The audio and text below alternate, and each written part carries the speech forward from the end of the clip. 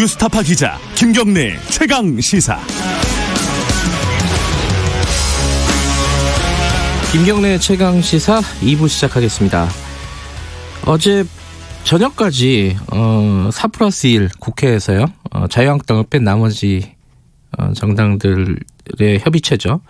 선거법 관련해서 이게 단일안을 만들려고 했는데 그게 또 잘 안 됐다고 하네요. 이게 어떻게 돼가고 있는지, 지금 더불어민주당하고 정의당하고 좀 의견 차이가 있다, 이렇게 계속 나오고 있지 않습니까? 오늘은 정의당의 이정미 의원 연결해서 관련 얘기 좀 나눠보겠습니다. 이정미 의원님, 안녕하세요. 네, 안녕하세요. 네, 어제 협의가 안 된 게 지금 연동률을 비례 30석에 씌우냐, 그러니까 몇 석에 씌우냐, 캡을 씌우냐 마냐, 그리고 석패율 이거를 하냐 마냐, 요거 갖고 의견 차이가 있다, 이렇게 보도가 되고 있는데 맞나요? 어떻습니까? 어제 4+1 회의에서는 네. 의견 차이를 상당히 저는 좁혔다고 알고 있습니다. 아, 그래요? 사실 아주 세부적으로 뭐가 어떻게 이견이 있는지 이런 것들에 대해서는 어제 회담을 함께 하신 분들이 세부적인 내용은 외부에 알리지 않고 좀 더 논의를 이어가자, 이렇게 얘기를 했기 때문에 제가 뭐 상세하게 말씀을 드릴 수는 없지만, 네. 아까 사회자님께서도 처음에 말씀하셨던 정의당과 민주당 간의 의견 차이라고 예. 얘기를 하셨는데요. 네. 사실 어제 정의당이 굉장히 고심이 많았습니다. 네. 이게 원래는 국가선거관리위원회에서 한 100석까지 비례의석을 늘려라, 이 논의가 이제 시작이 돼서 225대 75, 250대 50까지 지금 계속 후퇴를 거듭해 왔고, 네. 결국 50석 비례대표에다가 연동률을 또 30석만 적용을 하자, 그것도 30석이 넘어가면 그거는 다 쳐내자, 이렇게까지 왔기 때문에 네. 과연 우리가 선거제도 개혁을 하는데 비례성과 대표성을 높일 수 있는, 그리고 단순 다수 소선구제에서 이 1000만 표씩 사표가 벌어지는 것을 보완할 수 있는 그런 개혁을 하자는 애초에 취지에 네. 너무 이거 많지 않는 이런 결과가 나오는 것이 아니냐, 이런 문제 제기를 상당히 했었습니다. 네. 그런데 이제 아시다시피 어저께 계속 자유한국당이 거의 국회에 와서 난동을 부리고, 예. 이 개혁 자체를 한 발도 나갈 수 없도록 네. 봉쇄하려고 하는 이런 사태가 너무 심각해지면서, 네. 정의당 입장에서는 더 이상 시간을 끌 수는 없지 않는가. 거기에다가 어저께부터 예비후보 등록이 시작이 되었기 때문에, 네. 정의당이 원래 선거개혁 논의를 진행했을 때 갖고 있었던 생각에 네. 다 부합하지는 못한다 하더라도, 네. 조금만 더 한 발 나갈 수 있는 안이라고 한다면 합의를 하고, 네. 4+1에서 개혁의 선물을 좀 국민들에게 가져다 드려야 되겠다. 특히 우리 국민들께서 공수처 설치와 검찰 개혁에 대한 열망들이 굉장히 높기 때문에, 네. 선거제 합의가 되지 않으면 또 이것이 처리될 수 없는 이런 상황이지 않습니까? 네. 그래서 최대한 합의를 해내려고 이제 어저께부터 4+1 회담을 다시 진행할 것을 요구를 했고, 네. 민주당이 제안한 안들을 상당히 수용하는 이런 의견을 가지고 정의당은 접근을 했습니다. 근데 네. 이게 이제 정의당과 민주당만 앉아있는 협상 자리가 아니다 보니까, 네. 바른미래당도 있고 이제 다른 당들도 있지 않습니까? 네. 그 당 안에서도 사실 며칠간의 민주당 안들이 상당히 많이 변화가 있었습니다. 처음에 정의당이 빠진 4+1 회담에서 제안했던 안이 네. 어제 오전에는 또 다른 안으로 변경되고, 이러다 보니까 그 안들을 수용하기 위해서, 혹은 그 안들에 대해서 좀 다른 당의 의견들을 제안하기 위해서 시간이 필요한 것 같습니다. 지금 현재로서는 이중 등록제, 이렇게 석패율제는 하지 말고, 네. 이중 등록제를 하자, 이게 네. 이제 민주당 측에서 제안을 했다고 나오고 있어요. 얘기는 요거는 네. 받을 수 있는 부분입니까? 이게 이제 정의당이 없는 상태에서 나머지 네. 3당과 민주당이 논의를 했을 때는, 네. 석패율제 6석 권역별로 네. 배분하는 것, 이것이 이제 합의가 돼 있었습니다. 정의당 뺀 상태에서. 네. 근데 이제 어제 아침에 이중 등록제 안이 민주당으로부터 다시 제안이 된 거예요. 근데 이제 사실은 석패율제는 지역구에 뛰는 사람들이 석패율에 모두 명부를 등록해놓고 그 명부는 그 구간, 전체 비례대표 구간 중에 일정한 구간에 딱 정해져 있죠. 네. 그렇게 해서 지역구를 뛴 사람들 중에 정말 아쉽게 탈락한 사람들을 구제하기 위한 제도지 않습니까? 그리고 네. 사실 그렇기 때문에 이거는 자유한국당이나 민주당이 애초부터 뭐 영남과 호남 같은 각 당의 험지에서 출마했던 의원들을 좀 구제하기 위한 이런 취지로 석패율제를 그쪽에서 먼저 얘기를 해왔던 아닙니다. 근데 네. 이제 이중등록제로 가게 되면은 지역구를 뛰는 사람들 중에 일부만 그렇죠. 비례명부와 네. 지역구에 같이 등록을 할 수 있기 때문에 뭐 한동안 어제 그제 그 더불어민주당이 갑자기 뜬금없이 정의당한테 우리가 석패율제를 얘기를 하는 것은 정의당의 중지를 구제하기 위한 것이다. 이런 얘기를 했는데 사실 정의당의 중지 누가 있으며 지금 지역구 다선 의원은 심상정 의원 한 사람인데 심상정 의원 보고 얘기한 것 같은데요. 제가 듣기에는. 저는 그것도 좀 너무 황당한 게 심상정 의원은 예. 이때까지 민주당까지 다 출마한 다자구도 안에서 항상 1등을 해왔던 사람입니다. 근데 지금 와서 심상정 의원이 뭘 자기 하나 살겠다고 그런 안을 간철시키지 못하면 뭐 선거법 개정에 대해서 뭐 동의하지 못하는 것처럼 너무 사실은 정의당 입장에서는 너무 좀 악의적인 공격을 하셨다고 생각을 해요. 근데 이중등록제야말로 어떻게 보면 중진구제 장치처럼 돼 있거든요. 그러니까 특정한 사람들을 비례대표와 지역구에 함께 등록할 수 있다. 이게 이제 예전에 다른 곳에서는 뭐 장관, 그러니까 소위 얘기해서 이제 내각제 나라에서 장관을 해야 되는 국회의원들이 험지에 나가서 떨어지더라도 의원이 돼서 뭐 장관으로 내정될 수 있도록 하는 이런 제도, 이런 취지로서 이제 만들어진 안인데 이걸 이제 갑자기 이제 민주당에서 제안을 해왔어요. 그래서 정의당 입장에서는 여러 가지 좀 고심이 깊었고 하지만 최대한 합의를 만들어 가자는 방향에서 지금 논의하고 있다는 말씀 드립니다. 그 말이 나왔으니까 이건 하나 여쭤보고 넘어가야 될 것 같은데 그 심상정 대표가 예전에 2014년도에 그 석패율제를 가지고 거물 정치인을 위한 정치보험이다 이렇게 얘기를 했다는 게 있어요. 이건 어떻게 받아들여야 돼요?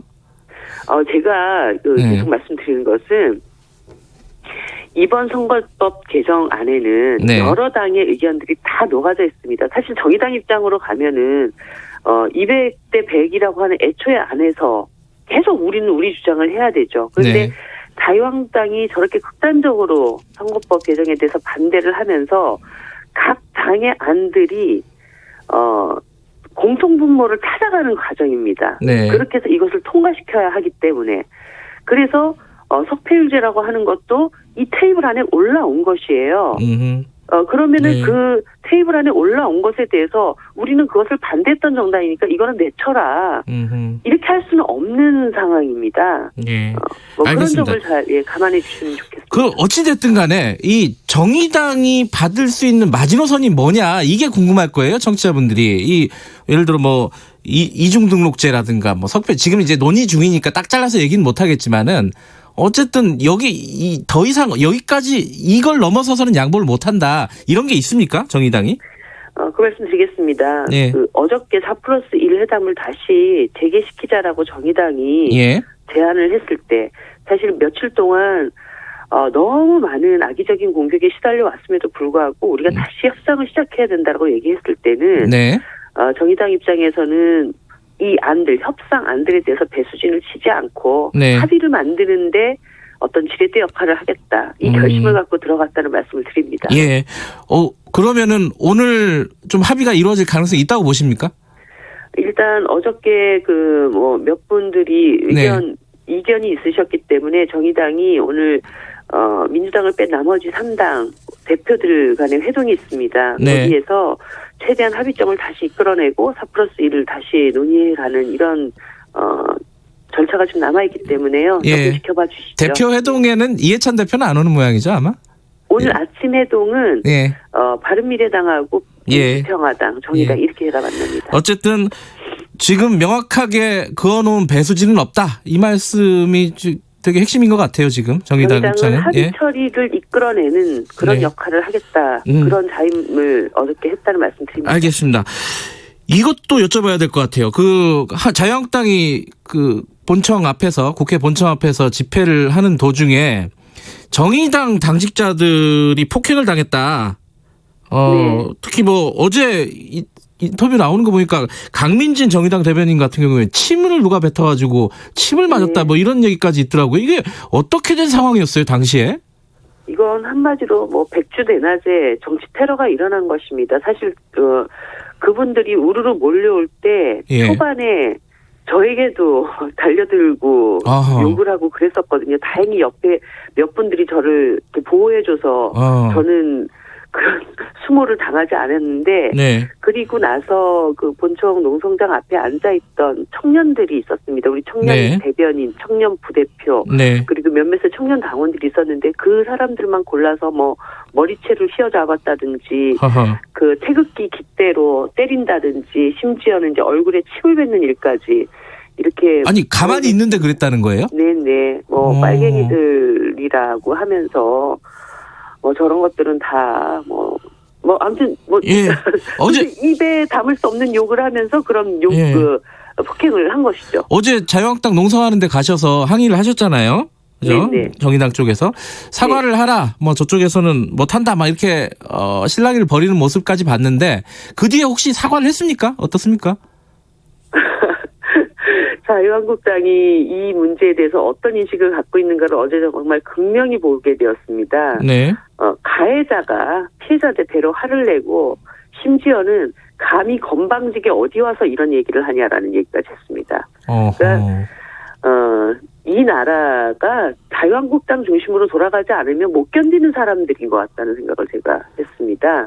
그리고 몇몇 분들은 자기들이 한 일이 아니다. 그러니까 이게 자유한국당 당원이 아니다. 예. 우리 공화당이다라고 핑계를 댔습니다. 근데 저희들이 얘기한 것은 어제 집회가 자유한국당이 주최한 집회였고 네. 그렇게 폭력을 행사하면서 들어온 사람들 앞에서 황교안 대표가 뭐라고 했습니까? 여러분들이 승리했다 이런 얘기를 했습니다. 네. 그런데 그것을 자유한국당 책임이 아니다라고 얘기를 하면 도대체 어디다가 책임을 물어야 될 것이며 네. 이렇게 책임을 떠넘긴다는 것은 결국 그저께 행동이 문제 행동이라는 것을 자유한국당도 인정하는 것이 아닌가 그렇게 생각을 합니다. 그리고 맨날 우리 공화당하고 보수통합 외치던 자유한국당이 문제가 생기니까 또 우리 공화당에게 책임을 떠넘기는 것도 진짜 블랙 코미디죠. 지금 정의당은 자유한국당하고 우리 공화당 지도부들을 일부 고발을 한 거죠, 지금? 네네. 폭행 사태 관련해서. 자유한국당 예. 황교안 대표, 심재철 원내대표, 우리 공화당 조원진 대표 이렇게. 예. 알겠습니다. 근데 자유한국당 지금 입장이요. 이게 최근에 좀 어떻게 해석해야 될지 좀 난감한 입장이 하나 있습니다. 선거법 같은 경우에는 원안대로 올리면 우리 표결할 수 있다. 이런 발언이 나왔어요. 이거 어떻게 보세요?